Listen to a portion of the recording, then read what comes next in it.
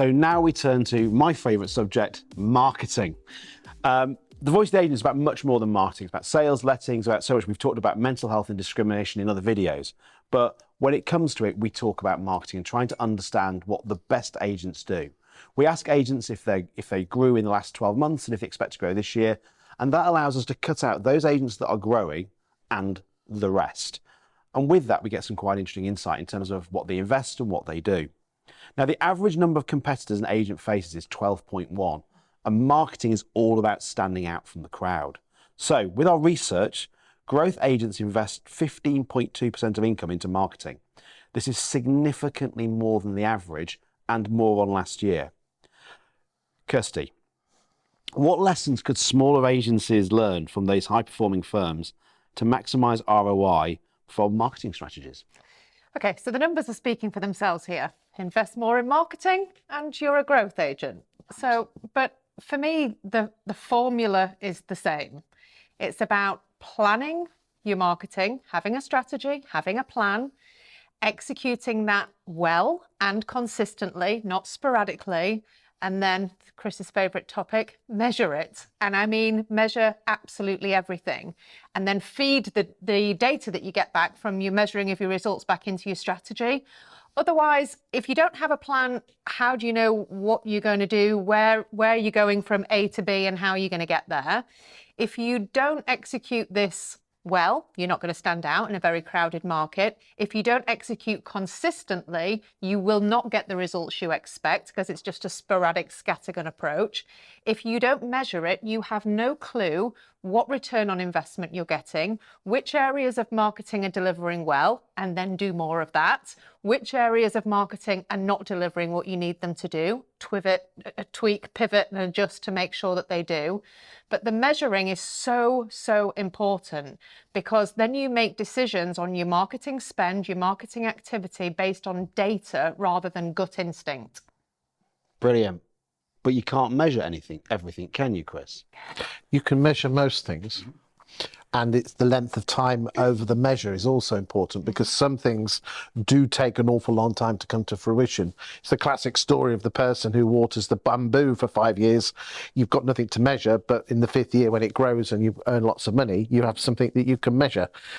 I think what you've also got to do, is learn from others, because at the end of the day, if it works in one town, it's got to work in somewhere else. And that's the beauty of collaboration, which is what we're all about. And, there's wonderful Facebook groups, share ideas of what works. Because some marketing, you get an instant result, but there's other types of marketing that could take years to come to fruition, especially with the nature of property and the fact that people only tend to move very sporadically. Toby, Megan, you've been in the industry, you're still in the industry very recently, still there. You've literally just closed the deal. And you've very recently kind of... It could be said I'm still in the industry. It could be said. But the question is, are you justified to be on a panel discussing it as you're no longer letting? I think we all know the answer to that. If a marketer came to you in your company and said to you, and I'll ask you both the same question, but we need to invest 60% of our marketing dollars or pounds in brand building, which is a lot of research says that's what you should invest in your brand, but it doesn't pay off immediately. What do you think the board of your agency would say to that? Well, I think that there's clear data in the Voice of the Agent report that tells you the answer to that. So firstly, people are citing time constraints and costs as their main frustrations when it comes to marketing. And secondly, I thought this was quite an interesting trend that people's marketing budgets, companies' marketing budgets, 22 to 2024, 41% increased their marketing budget, 5% decreased it. This year, 24 to 25, 48% increase and 29% are reducing their marketing budget. Both of those figure sets are going up. Yeah. So I think we're kind of reaching this point where we've got two quite opposed camps within agency, those who invest and those who don't in their marketing.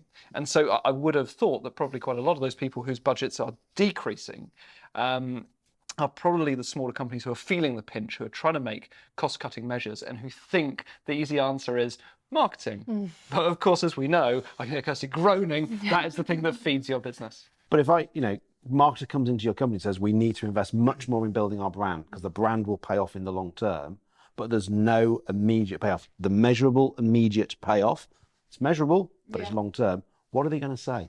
we have to start as estate agents thinking about ourselves as marketers, because actually I think that more and more of what we do is marketing. And I said just to Kirsty when we had a break from filming is, I think in a previous life I would have worked in marketing.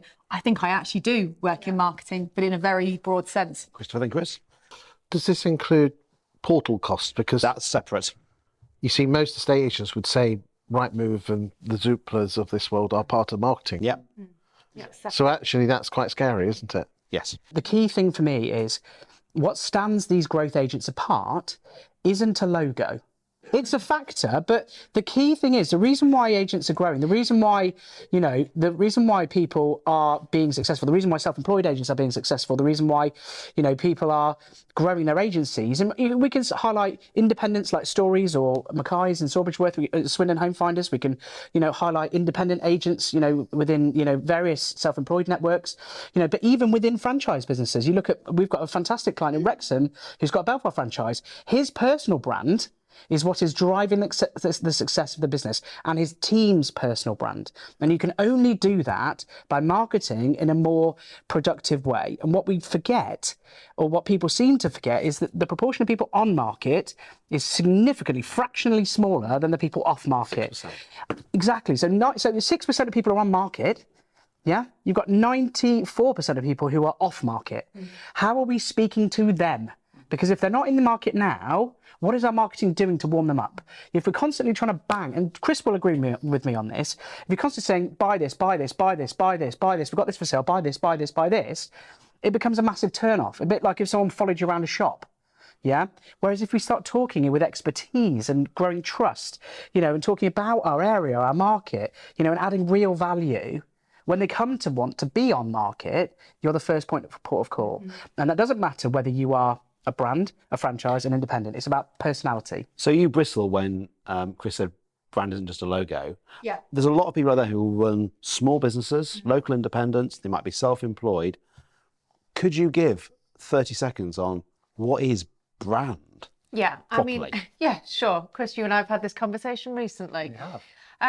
Every agent, big, small, medium, in between, should absolutely have a set of brand guidelines, which, yes, this is the logo, this is the colour palette, this is the type of imagery that we use, etc., etc.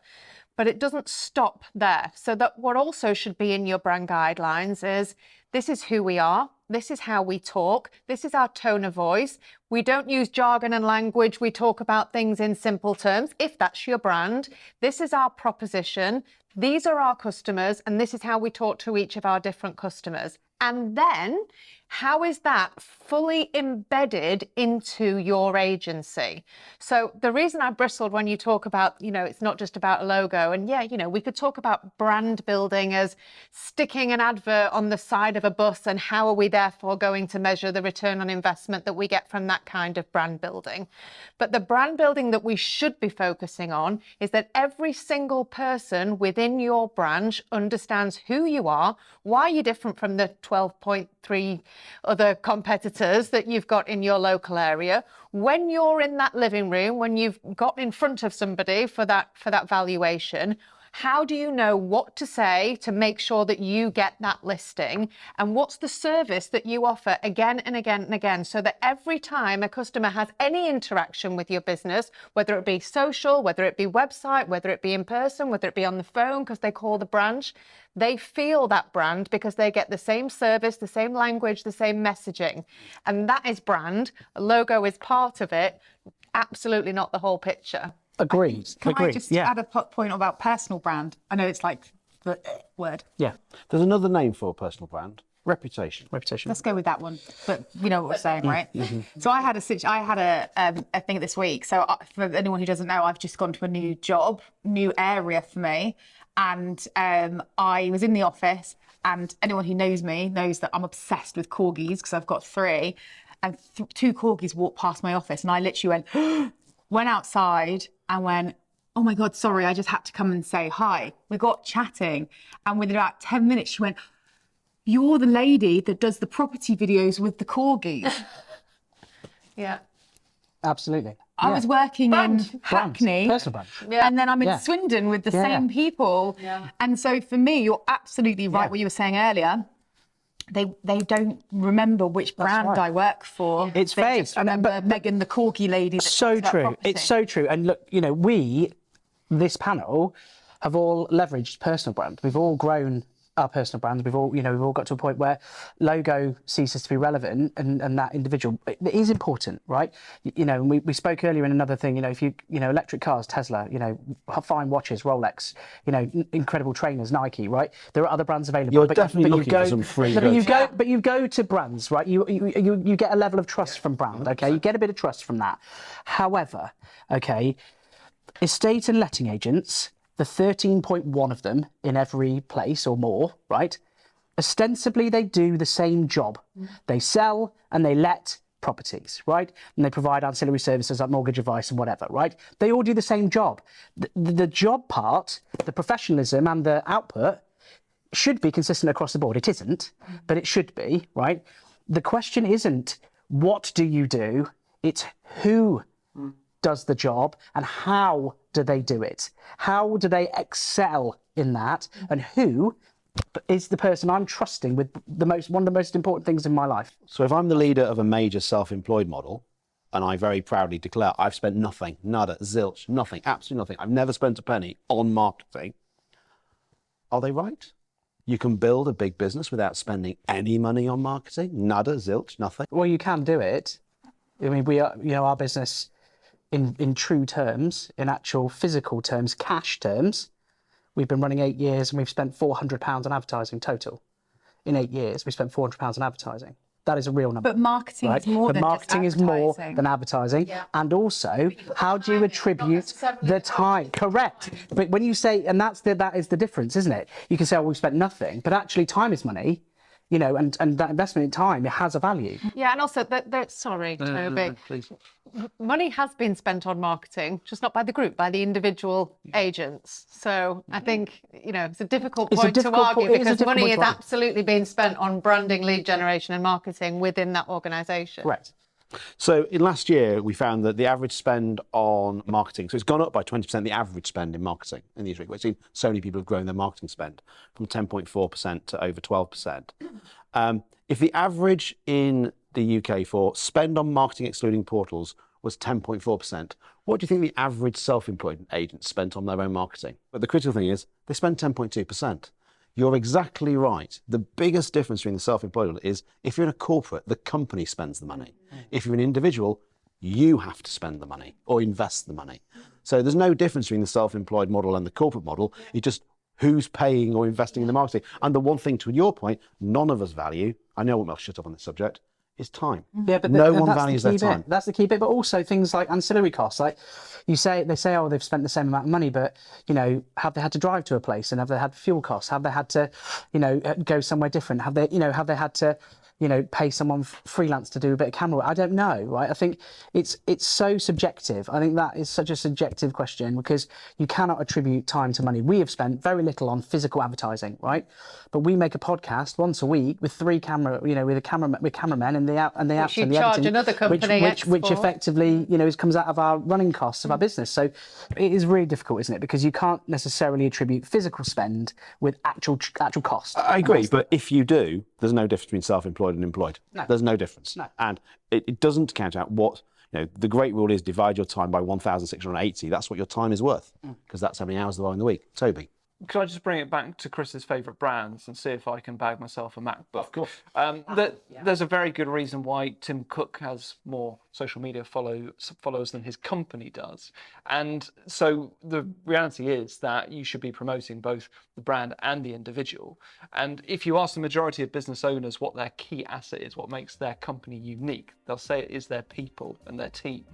And when you look at the majority of marketing, so many estate agents show so little of their team in their marketing. So embracing more personality-led marketing, which promotes the company but also promotes the individual, is the sweet spot for me.